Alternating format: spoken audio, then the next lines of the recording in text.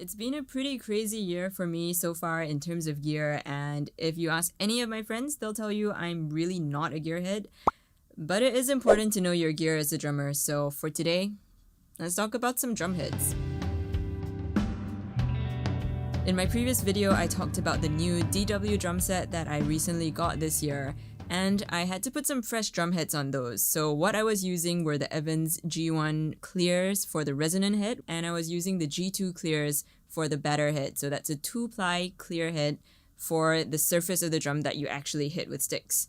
I've been using the G2 clears as my batter heads for years at this point. I did have a season where I was using the G2 coated heads, but that season didn't last long because I realized that they would start to chip and flake. Thankfully, I'm not really a jazz kind of drummer, so I don't really miss the coatings on my heads that much. Clear heads generally give you a little bit more attack, and that tends to be great for rock and metal drumming, which is what I do more of.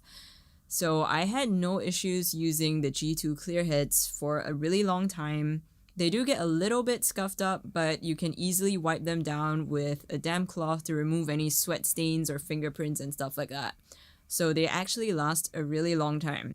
That said, I was pretty interested to try out Evans' UV line of coated heads because those have been marketed as the most durable form of coated heads they have, and I was curious to see if those would hold up to Singapore's weather. In the last week of January, I received the artist pack from Evans, which included, among other things, a whole set of UV2 heads for the kit. So I've actually had these on my kit for about 3 weeks since then. These are the UV2 heads. They have this little clear collar around the rim. That's how you can differentiate them from other coated heads, besides the fact that it says UV2, kind of right there. Direct comparison with the G2s, aesthetics-wise, these things have held up really well. You can probably not see any blemishes at all on the camera, and in fact it's really hard to see with the naked eye. Similarly to the G2s, these are really easy to clean and the coating is consistent throughout, unlike some other coated heads where it's very obvious that they have worn off in the center, so the center is smooth and the edges are still rough. But I'm sure you're all more curious about how they actually sound, so let's jump straight into the sound test of the UV2 heads versus the G2s.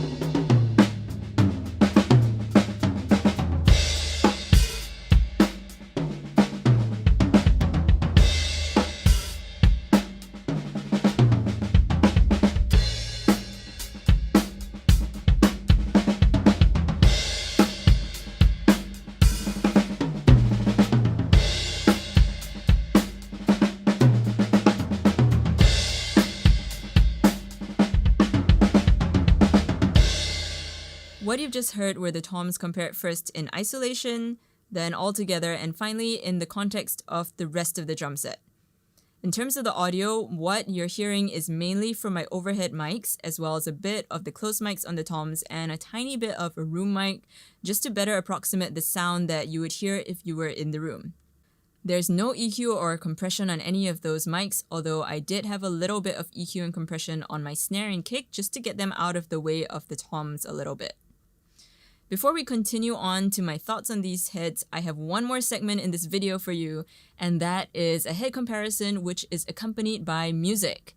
Now, I know that most head comparisons just have the drums played purely in isolation, and honestly that makes perfect sense because when you want to compare heads, you just want to hear the specific qualities of that head so that you can tell whether you like them or not, and it's easier to tell the difference. But I was also thinking that when we record drums, generally we're doing it with the intention of hearing the drums in a full mix. There will be other instruments playing at the same time as the kit. And usually the tone that works well for an instrument that's being soloed is going to be very different from the tone of the same instrument that works really well in a full mix. In order to test out how these heads would sound together with music, I enlisted the help of my husband Daniel. I asked him to record 2 guitar riffs for me. One was a slightly more chill riff and one is a slightly heavier riff. So we have a little bit of a genre contrast in there. And I'll be playing a similar groove on the 2 sets of heads over both of these tracks in turn. Now for this little experiment, I will be having a bit of EQ and compression on the toms just so that you get a more realistic picture of how they might sound in music. But for the sake of this experiment, I will be keeping the EQ and compression settings the same across both heads for each track. Hope that makes sense. In reality, we would probably EQ them a bit different because of the slight tonal difference of both of the heads, but for science, let's check it out.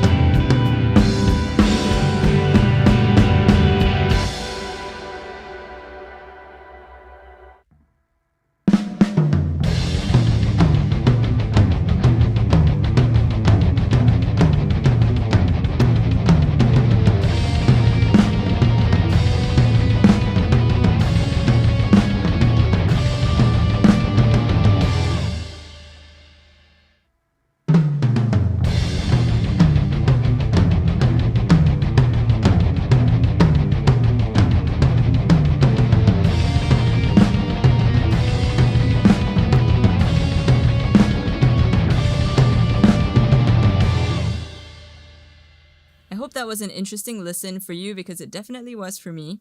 I forgot to mention just now, but in the mix with the music, I actually have the toms a little bit louder than I usually would mix them in an actual project just so it's easier to hear the differences. It has been a little while since I recorded those clips, so it's actually very interesting for me to listen back to them now after a little bit of a break. It's been like 2 weeks or more, and I honestly am quite surprised by the fact that I feel like I can hear the difference in the heads more with music rather than isolated. The UV2 heads are definitely very much more controlled than the G2s in person. The G2s are very bright, and in my small studio, the UV2s are actually a little bit more comfortable to play. I feel like I have to put a small bit of gel or O-rings on the G2s when I'm practicing so that I don't feel like they're overly bright. That said, I am more used to the tone of the G2s just because I've been playing them for years, so it took me a while to get used to the UV2s, but once I got used to that different, warmer sound, they were also very enjoyable to play. In the recording though, it becomes very apparent that the G2s just stand out of the mix a lot more, like the attack is a lot sharper, and then I feel like the decay is a little bit more rapid, whereas the UV2s have a rounder tone and the sound doesn't taper off as much. So you feel the presence of the drum more without as much of the attack. And Neither of those are a good or bad thing. It's just the characteristic of the head, and I'm pretty sure that depending on the kind of music you play as well as where you want your drums to be in the mix, you might prefer one or the other. One last thing, I almost forgot. In terms of aesthetics, I actually prefer the look of coated heads on camera as compared to clear heads. So this will only be a relevant factor if you are a content creator or you film videos and you want your heads to look nice and shiny. What I used to do when I was using G2 coated heads was I would actually just turn up the exposure on my camera so that it would blow out the whites and you wouldn't see that it was chipped or stained because it would just look whiter than white. But that's probably not the best idea. This is a completely cosmetic thing, but I might actually switch back to the UV2s for my videos just because I like how they look on camera. For recordings though, it would definitely depend on the music in question and how you want the drums to sound in that particular mix. I hope this video has been useful to shed some light on the difference between this particular coated and clear head, but definitely experiment with whatever heads that you're interested in. There's nothing that can beat first-hand experimentation, so I definitely encourage you to try some new heads when you get the chance and see what differences you find on your drum set. The heads are also going to sound different depending on the kit and how you tune them.